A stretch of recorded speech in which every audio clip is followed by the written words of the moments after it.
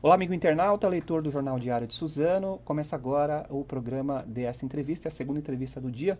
Hoje é dia 29 de janeiro, são exatamente 17 horas e 1 minuto. E você pode participar dessa entrevista encaminhando sua mensagem no WhatsApp do Jornal Diário de Suzano, que é o 975691373, 975691373, ou encaminhar sua pergunta na própria live na página do Jornal Diário de Suzano. Hoje a gente vai falar sobre previdência. Estamos recebendo aqui a advogada Luciana Moraes de Farias. Ela é advogada especialista em direito previdenciário. Você pode estar encaminhando suas mensagens. Chegaram antes, quando souberam que ela vinha aqui, já encaminharam algumas mensagens para a gente, que nós vamos tentar fazer as perguntas aqui no nosso tempo que a gente tem disponível. E além disso, ela é também escritora de livros. Ela trouxe dois aqui sobre auxílio acidente. Dá para pegar, Bruno, aí? E tem esse aqui que ela organizou, temas atuais da Seguridade Social. Doutora Luciana, obrigado pela sua presença, por ter aceitado o convite. Eu queria que inicialmente a senhora desse uma saudação para o nosso internauta que está nos acompanhando. Boa tarde, Edgar. É uma satisfação estar aqui falando no Diário de Suzano sobre Previdência Social. Boa tarde a vocês que estão nos vendo e nos ouvindo.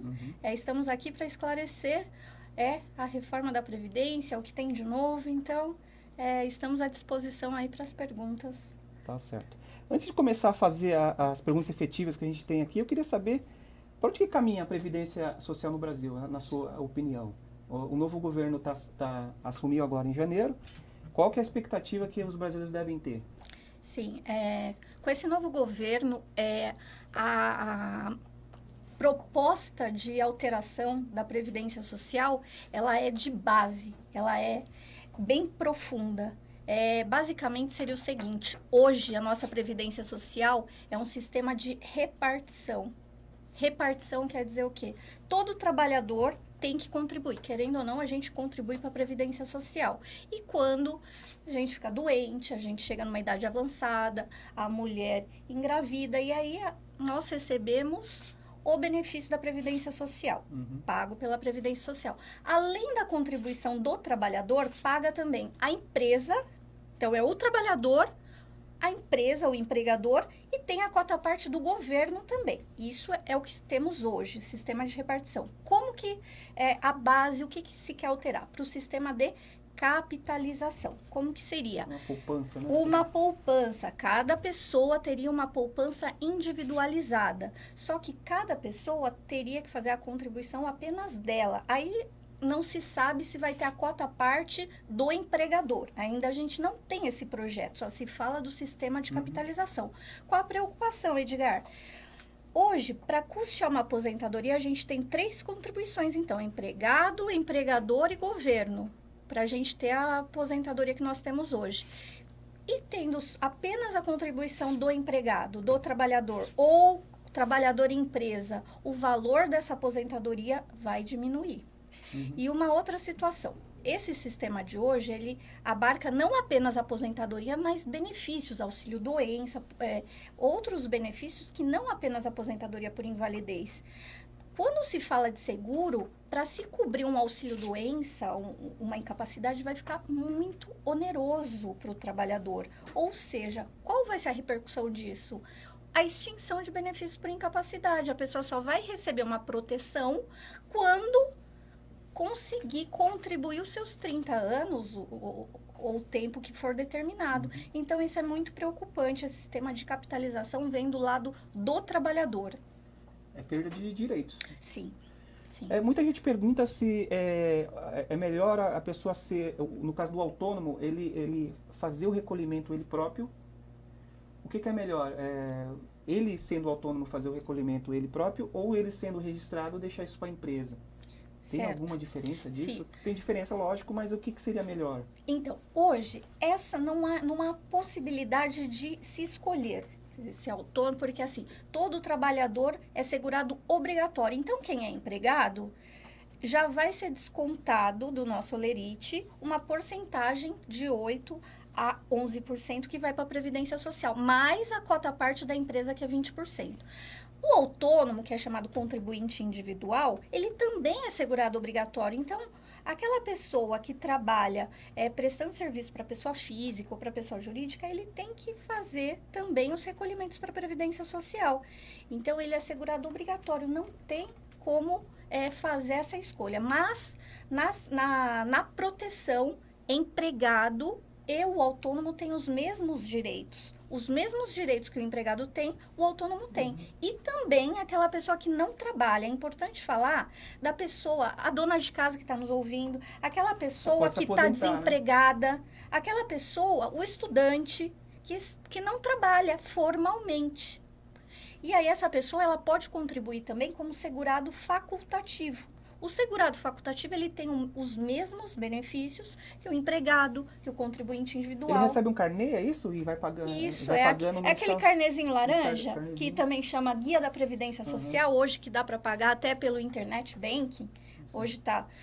Então, ele vai pagar sua contribuição mensalmente e vai ter acesso aos benefícios da Previdência Social.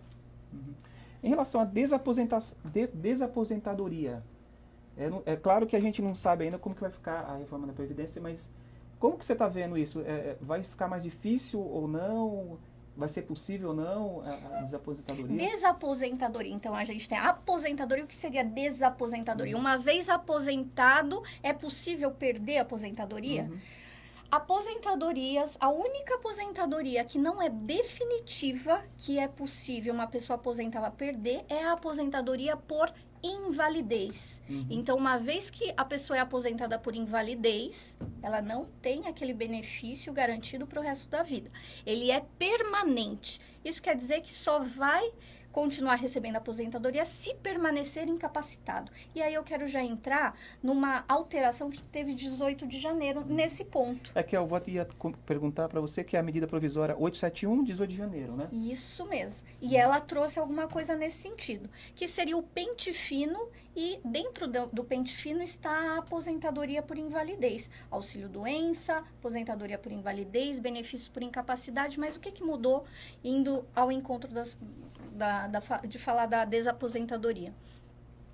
Quem é aposentado por invalidez ou recebe auxílio-doença, já tinha um pente fino do governo anterior, que era para quem estava no benefício há mais de 2 anos. Agora diminuiu para 6 meses. Ou seja, primeira dica aqui, quem tem até 60 anos e está recebendo auxílio-doença e aposentadoria por invalidez há mais de 6 meses e não tem uma data para passar numa perícia, vai ser chamado por esse pente fino. Então, qual que é a dica? Já vai documentando. Passou no médico? Pede o atestado médico. Tenha o prontuário médico em mãos, porque quando for chamado é rápido, não vai dar tempo. Muitas vezes a pessoa tem o seu benefício negado porque não consegue passar no sistema do SUS para conseguir uma consulta médica, e nisso vai na perícia sem a documentação. Então, o que é importante?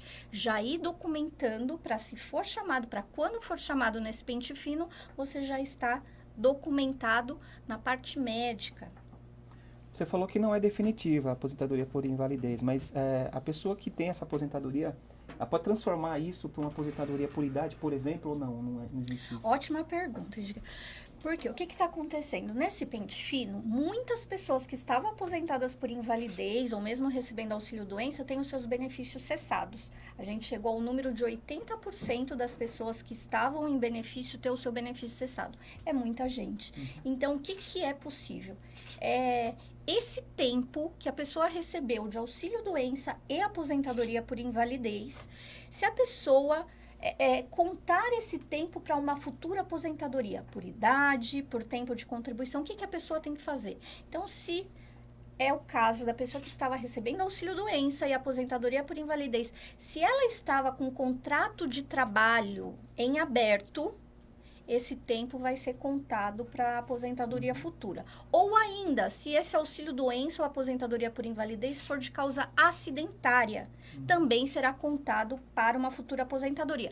Mas se não é nenhum desses casos, e a pessoa estava recebendo auxílio-doença e aposentadoria por invalidez, o que ela tem que fazer? Após a cessação do auxílio-doença ou aposentadoria por invalidez, ela tem que voltar a contribuir à Previdência Social. Se ela não é um autônomo, um contribuinte individual, ou não estava com um contrato em aberto, não consegue uma recolocação, o que tem que fazer? Pagar ao menos uma contribuição como segurado facultativo. Carnezinho laranja, guia da GPS, paga uma contribuição e aí ela recupera, ela tem esse período que recebeu de auxílio-doença e aposentadoria por invalidez para contar para uma aposentadoria por idade. E aí, se ela já tiver na idade, homem 65 anos de idade, a mulher 60 anos, conta esse período de benefício por incapacidade para se aposentar. Como que fica o empregado que trabalha e o empregador não recolhe o INSS, ele vai tentar buscar pleitear sua aposentadoria e descobre que não tem aquele depósito. Isso, ele não pode ser prejudicado dessa maneira, mas hoje em dia a gente vê vários casos assim. Isso acontece. Então, casos que o trabalhador é registrado, devidamente registrado, está na carteira de trabalho, e aí ele adoece e vai pedir o seu benefício na Previdência Social quando tem a surpresa que não teve os recolhimentos do empregador. Então, primeira coisa, já uma dica para vocês. Hoje é possível você verificar se o empregador está recolhendo ou não. Então, uma dica aqui é você baixar no seu celular ou ter acesso pela internet na página da Previdência Social, na parte Meu INSS, onde você consegue cadastrar uma senha e ter acesso a todas as contribuições, não só do último trabalho, mas de toda a sua vida. E aí você já consegue ver, se não tiver uma empresa que você trabalhou pela internet, com seus dados, você consegue cadastrar uma senha e ter acesso a tudo isso. E é legal que o quê? Você já vai ver, se tiver alguma empresa que você trabalhou e não está ali, já tem que arrumar esse cadastro, porque na hora de se aposentar vai ter problema. Agora, nesse caso específico, o empregado realmente ele não pode ser prejudicado pelo não recolhimento das contribuições do empregador.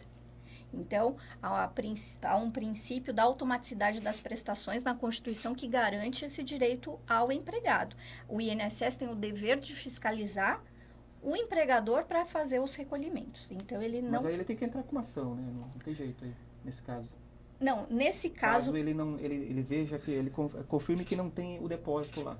Então, se ele tem a carteira de trabalho registrada, ele deve conseguir o benefício. Nesses casos, não é necessário entrar com ação judicial. Como que você está vendo essa discussão em torno da idade da aposentadoria? Você acha que pode prejudicar o trabalhador ou não? E aí eu já emendo outra pergunta. A partir de que idade... A partir de quando que a pessoa pode pedir uma aposentadoria? Muitas pessoas dizem que é um ano antes de completar aquele limite de idade. Existe isso ou não? Certo, então.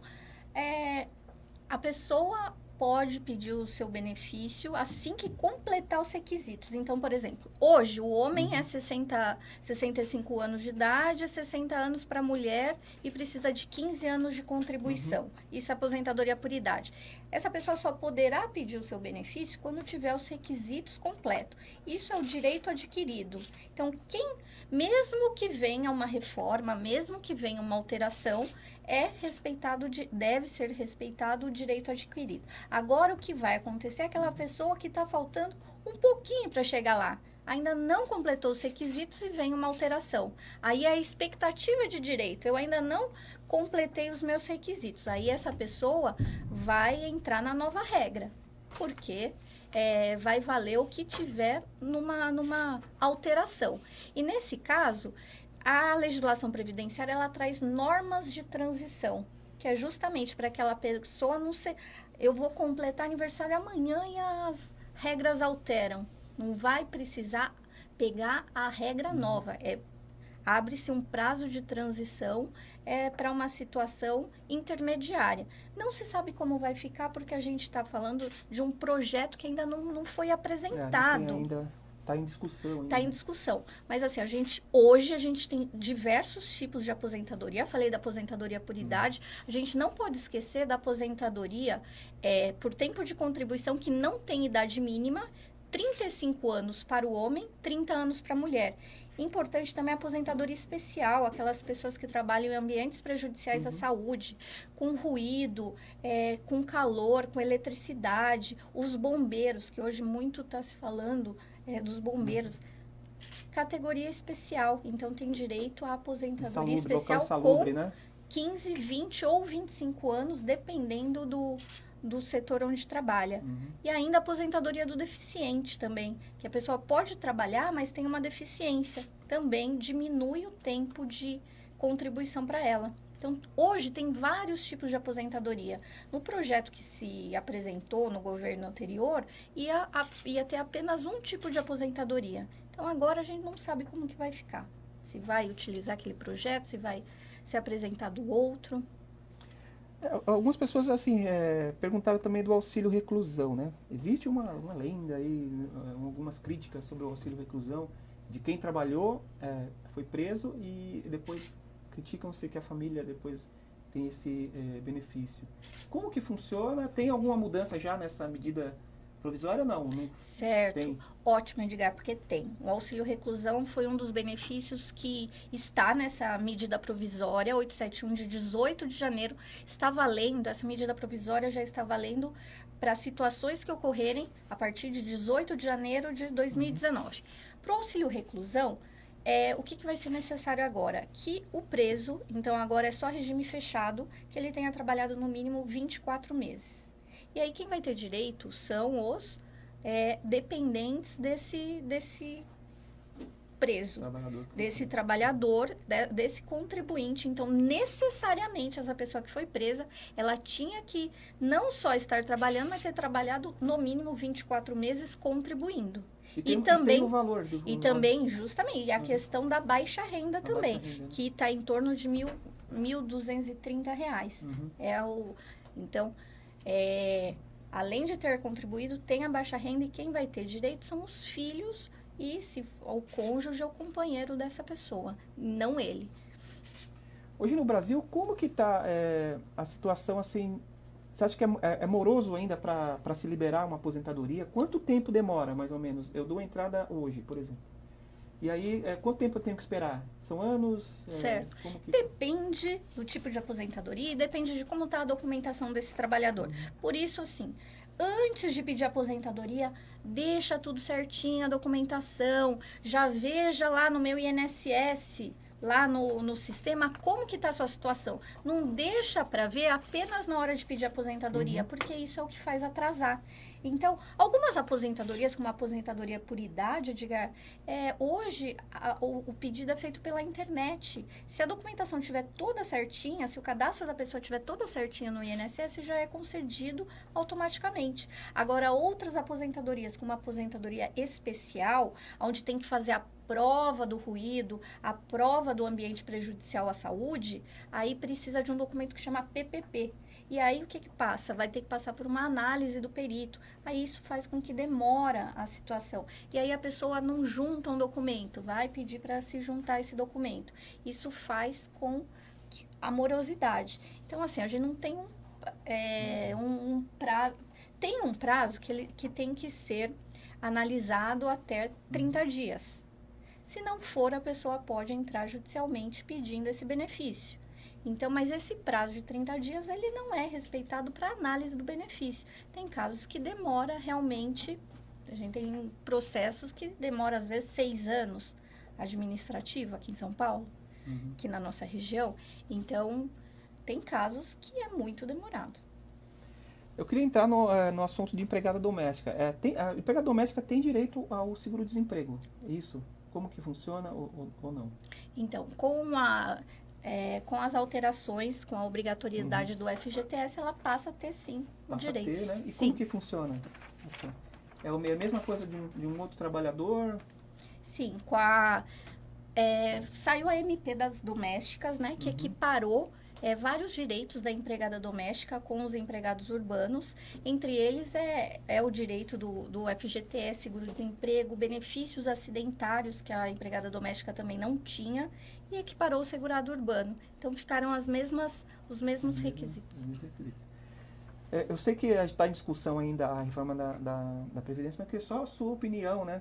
Disse muito que existe um rombo, um déficit gigantesco na Previdência e essa discussão é eterna, né? Uns falam que sim, outros que não. O Senado Federal na CPI do ano passado disse que não tinha o déficit. Qual que é a sua opinião? 200 bilhões.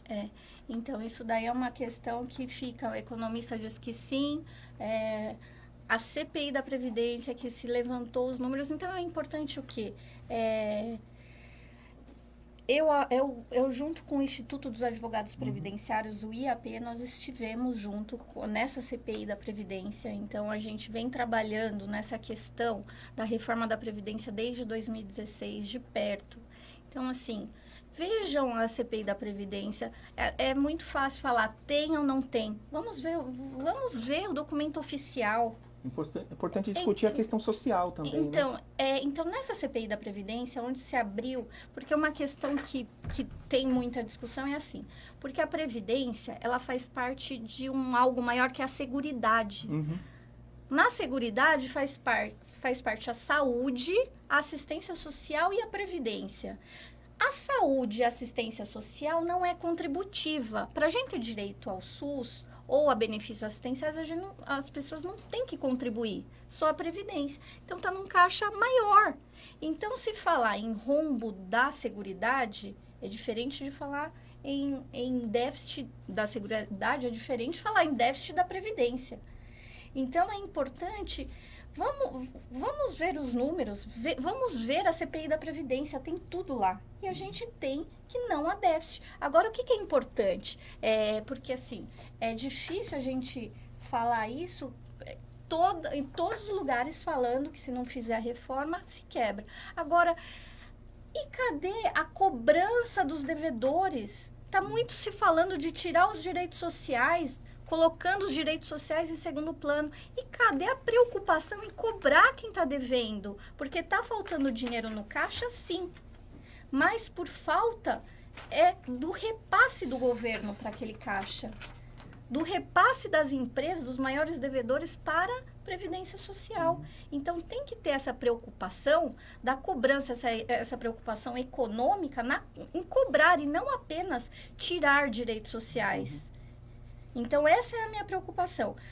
Pôr os direitos sociais em primeiro plano. Ou ao menos ao lado da questão econômica. E não apenas tiro direitos sociais, tenho que tirar benefícios, diminuir benefícios para conter o suposto rombo. Vamos colocar o dinheiro que deveria estar lá. A desvinculação das receitas da União, como que você vê isso aí? Você acha que prejudica ou não? Então, Edgar, essa desvinculação das receitas da União é a DRU. O que é essa DRU, Edgar? É uma possibilidade que o governo tem de tirar desse caixa que a gente está falando, que eles estão falando que não tem dinheiro, tirar desse caixa, antes era 20%, eu poderia tirar 20% desse caixa e usar para outros fins, outros fins. E aí... Durante tudo isso, de 2016 para cá, se falando de rombo, de reforma, o que aconteceu? Aumentou a autorização de tirar esse dinheiro de 20% para 30%. Então, se já não tem dinheiro, se a gente tem que diminuir benefício, por que aumentou essa desvinculação, a DRU, a desvinculação das receitas da União, de 20% para 30%? Então, volta o dinheiro que é da Seguridade para o nosso caixa. Então, é tudo isso que, assim, não se fala, só se fala de cortar benefícios sociais. Tá certo. Doutora, estamos encerrando a entrevista. Eu queria agradecer, né, primeiramente, por ter vindo aqui, ter aceitado o convite. Eu queria que a senhora deixasse uma mensagem para o internauta que está nos acompanhando sobre esse assunto e para a pessoa que está se preparando aí para se aposentar, quais são as principais orientações que a senhora deixaria?